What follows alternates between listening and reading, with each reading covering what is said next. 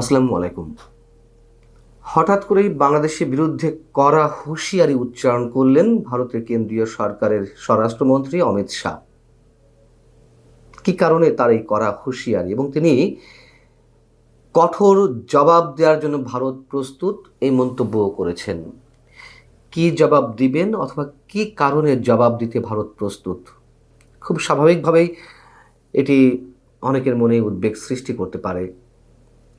আমরা জানি যে ভারতের বিরুদ্ধে ইউনূস সরকারের দায়িত্বশীলদের অনেকেই, আবার ডক্টর ইউনূসের যে নিজের দল, অনেকেই বলেন যে এনসিপির নেতারা যে মুহুর্মুহু ভারতের বিরুদ্ধে আক্রমণাত্মক বক্তব্য দিয়ে আসছেন। একই সঙ্গে চিকেন স্নেক দখলেরও হুঁশিয়ারি দেওয়া হয়েছে, ভারতের মানচিত্র বদলে দেওয়ার হুমকি দেওয়া হয়েছে।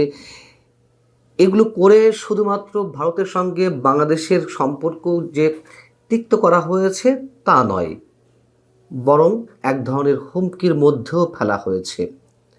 এখন সেই হুমকিগুলো প্রকাশ্যে রূপ নেবে, আর সেই রূপগুলো আসলে কী ধরনের হতে পারে।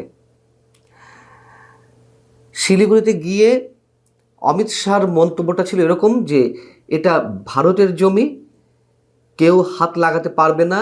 এই করিডোরের নিরাপত্তা নিশ্চিত করতে ভারতের সমস্ত নিরাপত্তা বাহিনী সর্বদা প্রস্তুত রয়েছে।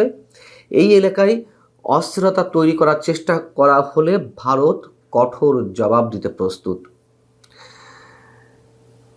ইউনূস সরকারের দায়িত্বশীলদের অনেকে কিংবা এনসিপি জামাতের অনেকেই অবশ্যই যথেষ্ট আক্রমণাত্মক বক্তব্য দিয়েছে, উস্কানিমূলক বক্তব্য দিয়ে এসেছে, কিন্তু গত বেশ কয়েকদিন ধরে আমরা এ ধরনের কোনো বক্তব্য পাইনি। তাহলে কোন বিষয়কে সামনে রেখে অমিত শাহ এই মন্তব্য করলেন? এদিকে আরেকটি ঘটনা ঘটেছে। গত কয়েকদিন আগে গণভোটের ভোটের পক্ষে প্রচারণা চালাতে গিয়ে রংপুর এলাকায় ইউনূস সরকারের পরিবেশ, বন ও জলবায়ু বিষয়ক উপদেষ্টা সৈয়দ রিজানা হাসান সঙ্গে নিয়ে গেলেন কাকে? চীনের রাষ্ট্রদূত ইয়াও ওয়েনকে, যেটি এই শিলিগুড়ির চিকেন স্নেক থেকে সামান্য দূরে অবস্থিত।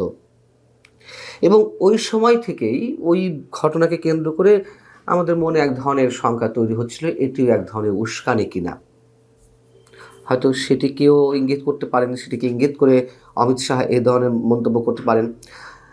আবার বিষয়টি কি এমন যে পশ্চিমবঙ্গের নির্বাচন, বিধানসভা নির্বাচন এপ্রিলের দিকে, এই ধরনের বক্তব্য দিয়ে রাজনৈতিক মাঠ উত্তপ্ত করে বিজেপি পশ্চিমবঙ্গের বিশেষ কোনো সুবিধা নিতে চাইছে? হতে পারে, সেটি অস্বাভাবিক নয়। তবে গত কিছুদিনের যে সিমটম, ভারতের যে প্রস্তুতি, সাজে বাংলাদেশের বিরুদ্ধে এক ধরনের কঠোর প্রস্তুতি, সেগুলো কিন্তু আমাদের ভিন্ন কিছু বার্তা দেয়।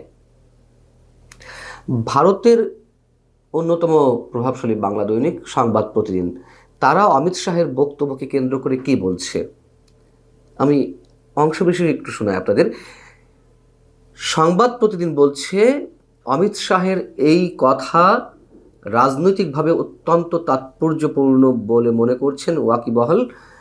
বাংলাদেশকে বড় বার্তা দিলেন তিনি, এমনই মনে করছে রাজনৈতিক মহল। অন্তর্বর্তী সরকারে, অর্থাৎ বাংলাদেশের ডক্টর ইউনূস সরকার বলা হচ্ছে, অন্তর্বর্তী সরকারের আমলে হিংসার আবহ বাংলাদেশে জঙ্গি নাশকতামূলক কার্যকলাপ চলতে পারে ভারতের বিরুদ্ধে, সেই আশঙ্কার কথাও উঠে এসেছে সাম্প্রতিক অতীতে।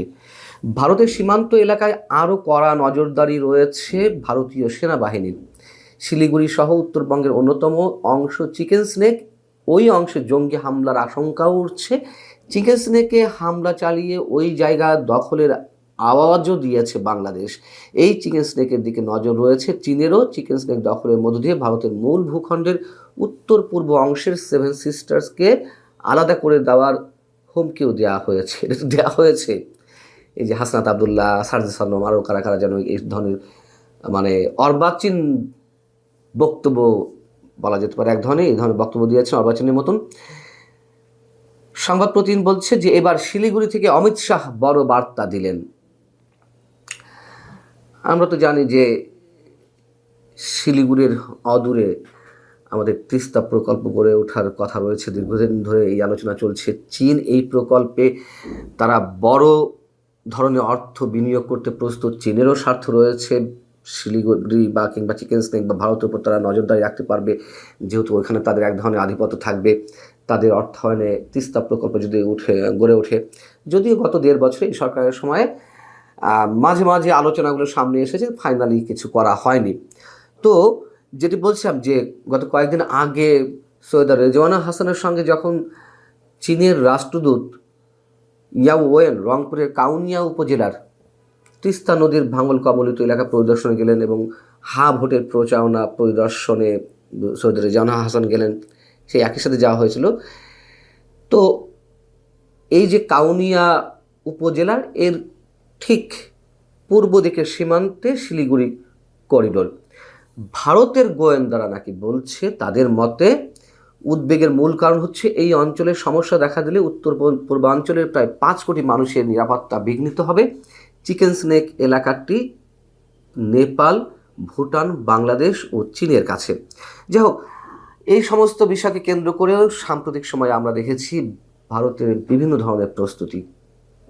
লালমনিরহাটে আমাদের একটি পুরানো বিমান ঘাঁটি ছিল, যেটি চিকেন স্নেক এলাকা থেকে সামান্য দূরে, সেটি চালু করার বিষয়ে উদ্যোগ নেওয়া হয়েছে। সেখানেও চীন যে প্রযুক্তিগত সহায়তা দেবে এটি ভারতের উদ্বেগের কারণ।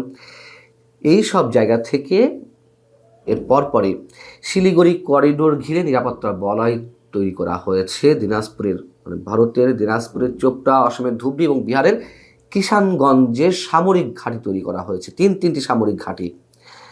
এগুলো পুরনো খবর আপনারা জানেন যে অপারেশন তিস্তা প্রহর নামে একটি বিশেষ অভিযান শুরু করে ভারতীয় সেনাবাহিনী, যার মাধ্যমে এই করিডোরের নিরাপত্তা আরও জোরদার করা হয় এবং বাংলাদেশ সীমান্তে নজরদারি বাড়াতে দ্বিতীয় বিশ্বযুদ্ধের সময় তৈরি বর্তমানে পরিত্যক্ত অবস্থা আছে এয়ারস্ট্রিপ বা ভারতের যে বিমান ঘাঁটিগুলো সেগুলো চালু করতে তৎপরতা শুরু হয়েছে। আধুনিক অস্ত্র সেনাবাহিনী ঘাঁটিতে আনা হয়েছে। আত্মরক্ষার জন্য ঢাল হিসেবে S-400 ডিফেন্স সিস্টেম ব্যবহার করা হচ্ছে বা প্রস্তুত রাখা হয়েছে। রাশিয়ার কাছ থেকে কেনা সারফেস 2 এয়ার মিসাইলও প্রস্তুত রাখা হয়েছে বাংলাদেশের সীমান্তে। ইউনূস সরকার আসার পর থেকে মৌলবাদী শক্তির একটি উত্থান, সাম্প্রদায়িক একটি গোষ্ঠীর চরম আস্ফালন, ভারতকে উদ্দেশ্য করে নানান ধরনের বক্তব্য সেই মহল থেকেও আমরা শুনতে পাচ্ছি। কিন্তু এই যে নির্বাচন 12ই ফেব্রুয়ারি, নির্বাচন বানচালের কথা আমরা বিভিন্ন জায়গা থেকে শুনছি।